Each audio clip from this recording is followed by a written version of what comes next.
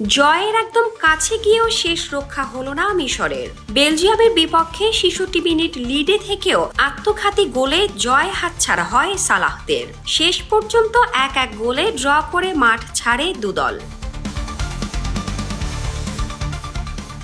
সিয়ালট স্টেডিয়ামে ম্যাচের ২১ মিনিটেই এগিয়ে যায় মিশর।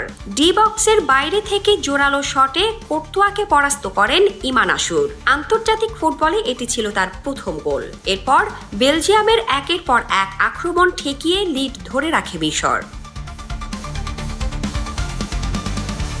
তবে ৬৬ মিনিটে ভাগ্য বদলে যায় মিশরের। লুকাকুকে ঠেকাতে গিয়ে নিজেদের জালেই বল জড়ান ডিফেন্ডার মোহাম্মদ হানি। সেই আত্মঘাতী গোলেই সমতায় ফেরে বেলজিয়াম। এরপর আর কোনো গোল না হলে ড্র নিয়েই মাঠ ছাড়ে দুদল। দুর্দান্ত লড়াই করেও শেষ হাসিয়ে হাসতে পারেনি মিশর। নিজেদের ভুলেই জয় হাতছাড়া, এই আক্ষেপ নিয়ে বিশ্বকাপ যাত্রা শুরু হলো সালাহদের।